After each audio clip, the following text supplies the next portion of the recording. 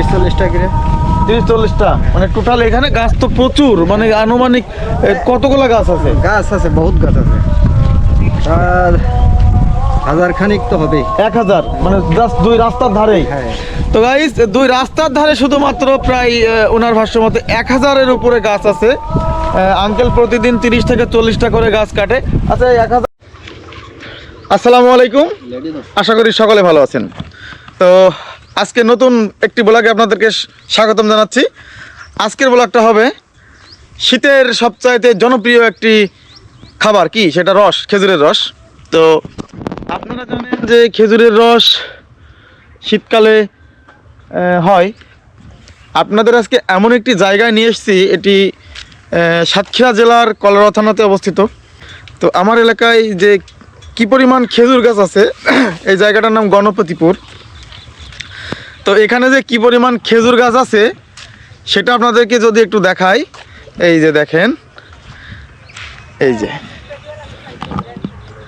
সিরিয়ালে যতদূর চোখ যাবে রাস্তা জোড়া খেজুর গাছ, এবং এই সাইডেও দেখেন রাস্তা জোড়া খেজুর গাছ, এবং এই সাইডটাতে দেখেন এই যে সাইড টোটাল এরিয়া জোড়া বিস্তীর্ণ এলাকা, অনেক দূর পর্যন্ত যতদূর চোখ যাবে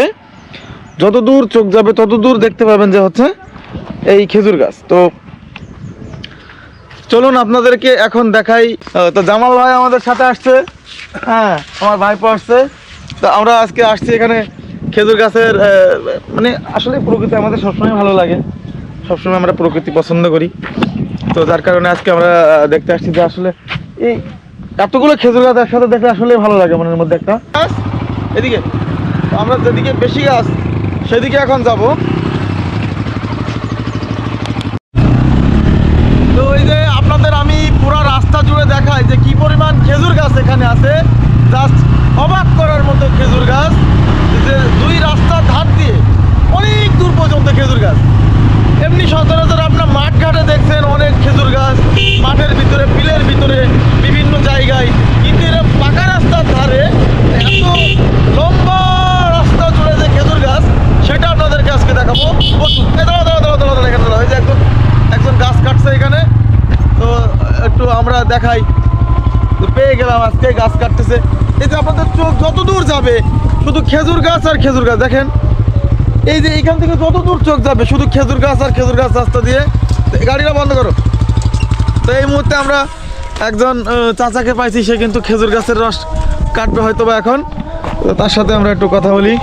আসসালামু আলাইকুম। ওয়ালাইকুম আসসালাম। ভালো আছেন আপনি? আলহামদুলিল্লাহ। ওই এখানে টোটালে আপনার কয়টা গাছ কাটেন প্রতিদিন আপনি? তা প্রত্যেক দিন 30-40টা করে। 30-40টা মানে টোটাল এখানে গাছ তো প্রচুর, মানে আনুমানিক কতগুলা গাছ আছে? গাছ আছে, বহুত গাছ আছে, আর 1000 খানিক তো হবে। 1000 মানে জাস্ট দুই রাস্তার ধারেই। হ্যাঁ। তো গাইস দুই রাস্তার ধারে শুধুমাত্র প্রায় ওনার ভাষ্য মতে 1000-এর উপরে গাছ আছে। আঙ্কেল প্রতিদিন 30 থেকে 40টা করে গাছ কাটে।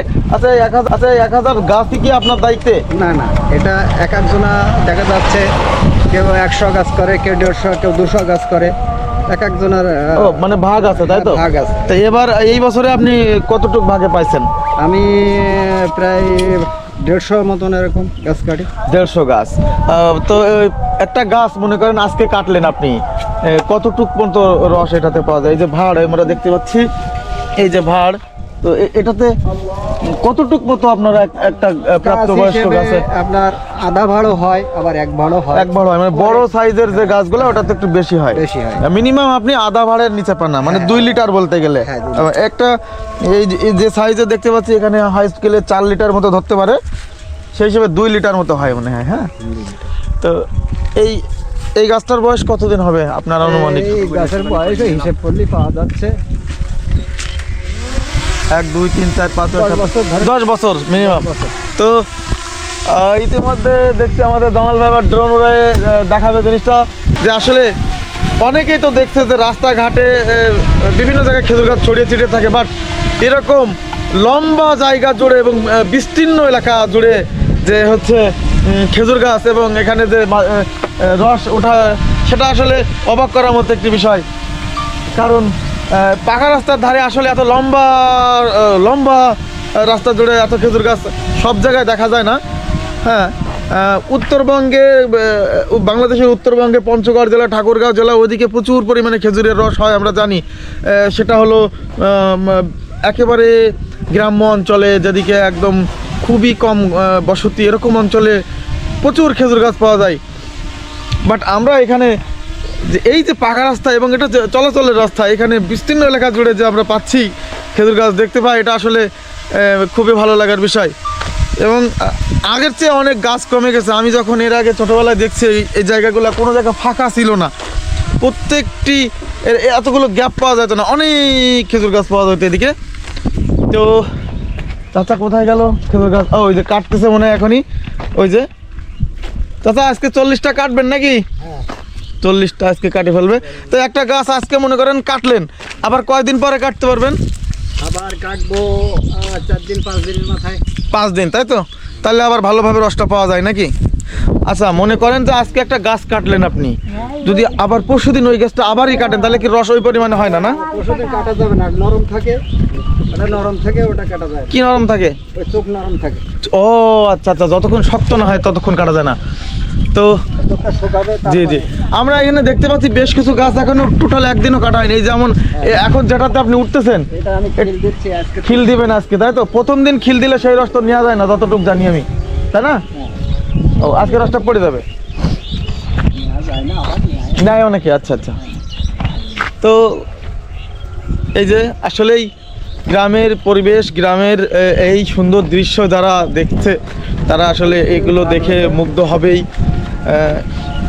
আসলে শহরে যারা বসবাস করেন, আপনারা শহরে এরকম পরিবেশ পাবেন না। এইরকম পরিবেশ দেখতে হলে অবশ্যই আপনাদেরকে গ্রামে আসতে হবে, গ্রামের ঢিল দিতে হবে, তারপরে আপনারা এই অনুভূতিটা পাবেন।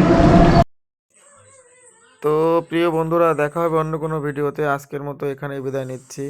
তো এই পরিবেশ কেমন লাগলো জানাবেন অবশ্যই। আজকের ভিডিওটা এই পর্যন্তই।